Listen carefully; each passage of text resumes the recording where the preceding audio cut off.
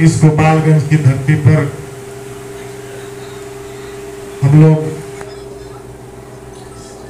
मोहम्मद कुरैश जी जो हमारे बीच अभी नहीं है, उनकी श्रद्धांजलि सभा में हम लोग उपस्थित हुए हैं।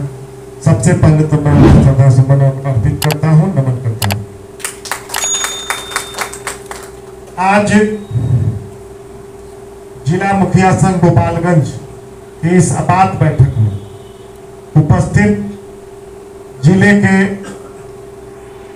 तमाम मुखिया साथियों का मैं हार्दिक अभिनंदन और स्वागत करता हूं। चूंकि मंच पर बहुत अनेकों गणमान्य मुखिया साथी उपस्थित हैं, जिसमें हमारे जो भी सभी लोगों का नाम नहीं लेकर के सभी प्रखंड अध्यक्षगण और माननीय सभी मुखिया जी, बहुत बातें बोलनी है, कुछ इस पर नाम लेने से ज्यादा है बात रखना जरूरी है। तो कई बातें छन के आई जिसमें आप लोग अपना प्रकाश डाले।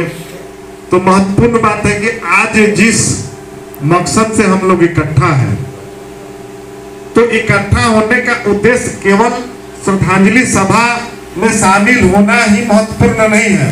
महत्वपूर्ण है कि पंचायती राज व्यवस्था सरकार का के संविधान 73वां संविधान के तहत हमें पूर्ण रूप से पंचायती राज को सशक्त करने हेतु संविधान में संशोधन 1993 में 24 अप्रैल को किया गया था। 24 अप्रैल से पंचायती राज दिवस के रूप में भी मनाया जाता है।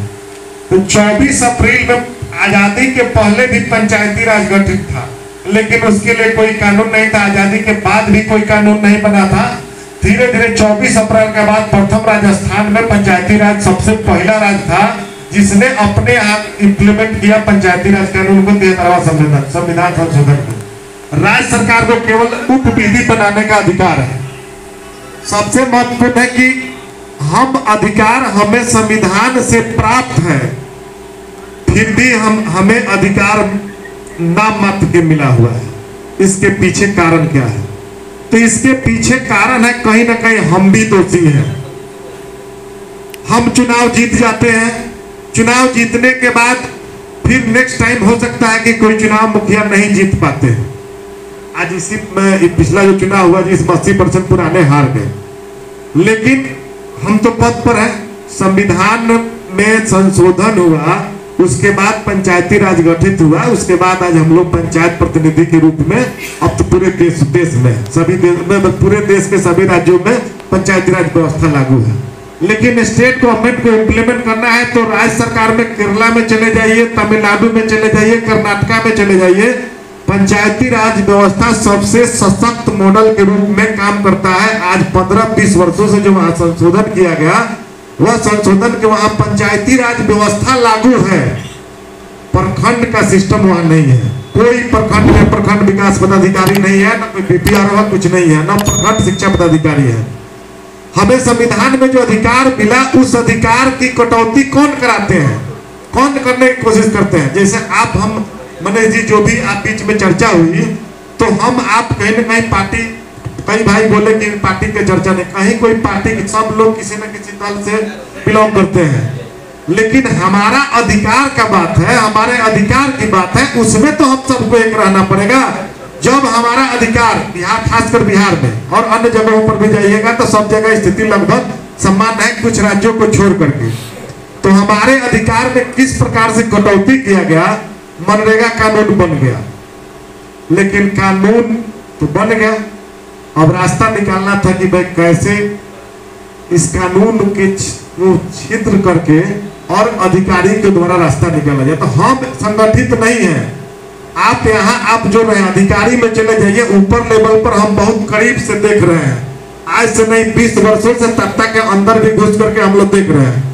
स्थिति है कि जितने अधिकारी हैं, चाहे कोई हो, किसी जाति का हो, चाहे यादव हो, मुस्लिम हो, दलित हो, किसी हो, कोई हो, सब अधिकारी जो ऊपर बैठे हुए सब का एक तंत्र है और एक दिमाग है कि आपको आप पंचायत कैसे पंचायत सशक्त नहीं हो, मेरा उसमें कैसे रास्ता निकले। और हम कोई अधिकारी आ जाते हैं तो हमारे 50% पंचायत प्रतिनिधि उसके पीछे घूमने लगते हैं, अधिकारियों के पीछे। और वह अधिकारी हमारे अधिकार को, चाहे वो कार्यक्रम पदाधिकारी मनरेगा का मामला है जो कि 8 साल से हम लोगों का डोमल लेकर के वे लोग भुगतान कर रहे हैं, उसी तरह से हर सेक्टर में पंचायती राज का जो कानून बना उस कानून में भी आमूल चूल जो सरकार को संशोधन करना था उसमें भी संशोधन किया गया। ग्राम सभा के महत्व को समाप्त किया गया है, लेकिन ग्राम कानून तो है, कानून में संशोधन नहीं हुआ है। तो ग्राम सभा का जो महत्व है और या जो पंचायती राज व्यवस्था में व्यवस्थाएं लागू है, यही तथाकथित अधिकारी जो आज बीपीआरओ है, कल बीडीओ है, कल बीपीआरओ है, कहीं डीडीसी है, जो कि डीडीसी डेवलपमेंट के आज के डेट में उनका अधिक पावर पहले से कुछ कम हुआ है, पंचायती राज से उनको हटाया गया है। तो ये लोग अपने तक ऊपर बैठ करके हमारे सिस्टम को कैसे ध्वस्त किया जाए उसमें सब लगे हुए हैं।